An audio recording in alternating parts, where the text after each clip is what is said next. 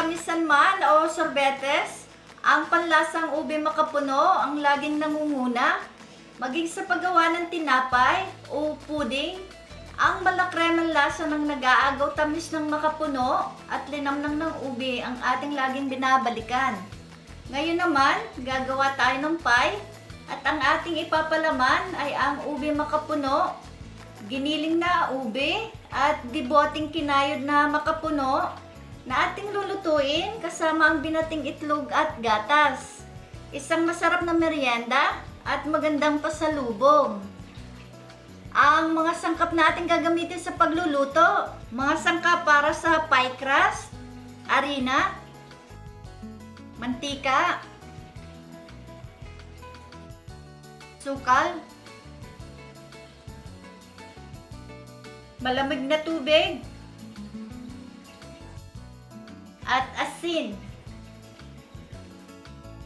Para sa palaman, kinayod na ube, makapuno, mantikilya, itlog, gatas evaporada,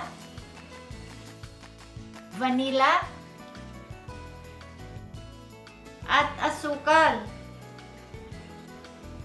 Uunahin natin ang paggawa ng crust para sa ating pie na gagawin. Hiwain ng maliliit na pakudrado ang ating shortening at ibalik sa refrigerator ng ilang minuto. Isalin sa malalim na mangkok ang harina. Sunod ang asukal at ang asin. Haluin hanggang sa magsama-sama ang mga tiyong sangkap.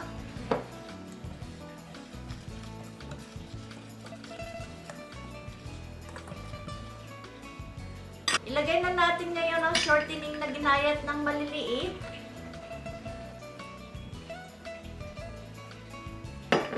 Pagputol-putulin ng maliliit ang shortening na kasama ang harina. Maaari tayong gumamit ng tinidor kung walang tamang gamit na pamputol.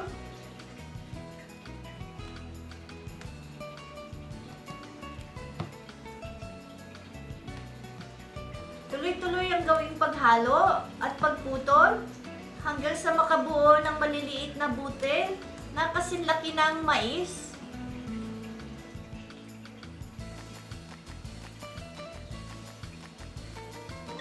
Dahan-dahang patakan ng malamig na tubig habang minamasa ng palad.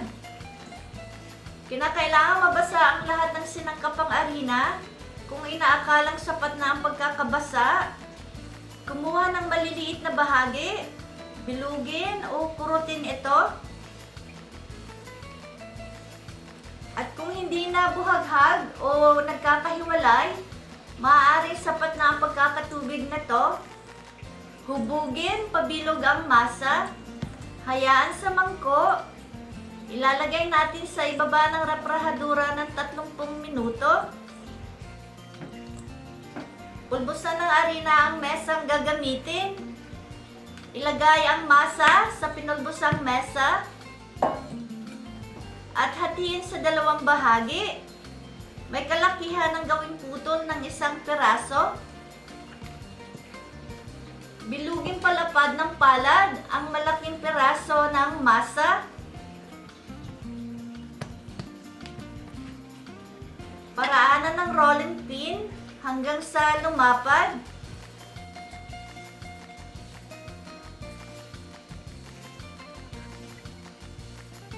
Hindi naman kailangan perpekto ang pagkakabilog.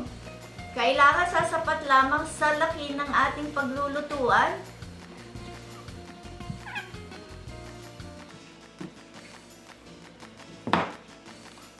Pulbusan ang ibabaw ng masa at rolling pin na gagamitin upang hindi manikit habang inilalatag sa lutuan.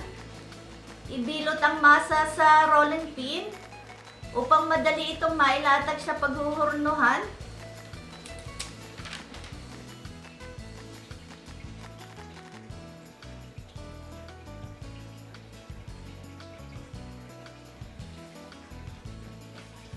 Maingat na ipatong sa gitna ng paglulutuan ang masa.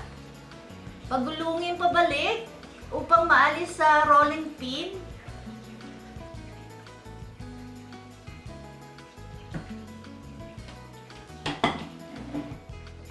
Ilapat ang ilalim at gilid ng masa. Huwag mangambang mapunit. Maaari naman itong retokehin gamit ang tubig.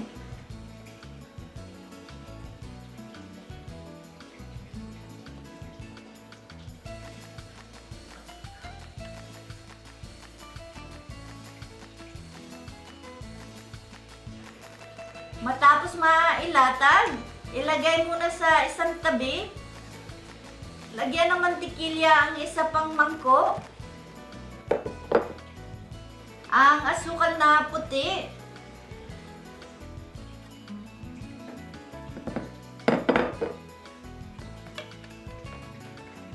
Batihin gamit ang dikuryenteng pambate hanggang sa maging makinis at magkrema.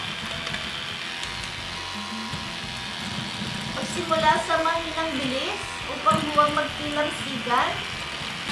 Kung nagsisimula ng tuminis, bago ilagay sa mabilis,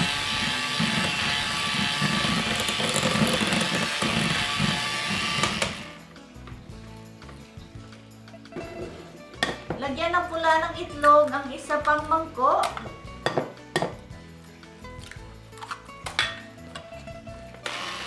Paraanan ito ng dikuryenteng pambati.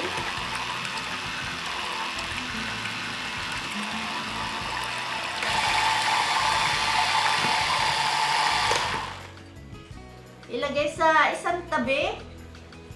Isalin naman ang giniling na ubi sa malaking mangkok. Isama na rin ang gatas evaporada.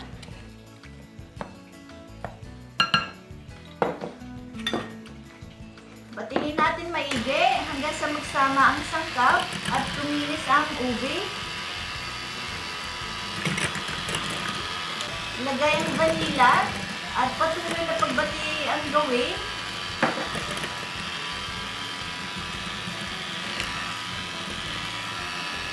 Isalin ang binating itlog. Patuloy na pagbati ang gawin hanggang mawala ang mga namumuong sangkap at kuminis.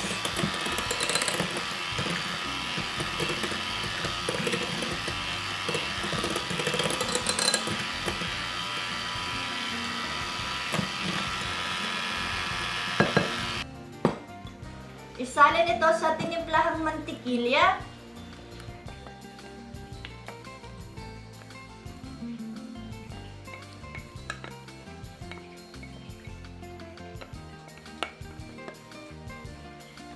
Batihin muli hanggang sa magsama-sama ang mga sangkap. Huwag mag-alala kung may mantikilyang namumuo. Matutunaw ito ng isa pagkahurno.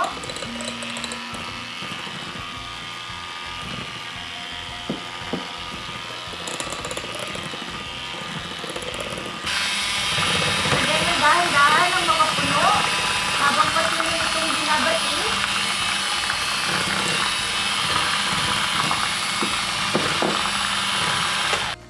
Matapos mahalong mabuti, lagyan ng tinimplahang ubi ang lutuan na nilatagan ng crust. Huwag pagkakaapawin dahil aalsa ito pagkaluto.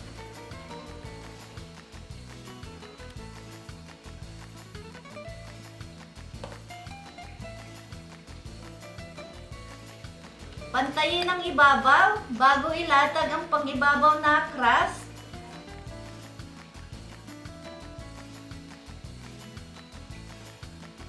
Tipiin ang gilid ng crust upang dumikit sa pangilalim na latag. Pantayin at putulin na rin ang labis na crust. Butasin ng pabilog o ng tinidor ang gitna. Ito ang magsisilbing singawan ng pie. Pahiran ng binating itlog ang ibabaw upang magandang tingnan ang madilaw na kulay pagkaluto. Isala sa pinainit na pugon. sa antas na 300 at 50 ng 35 minuto o hanggang sa maluto.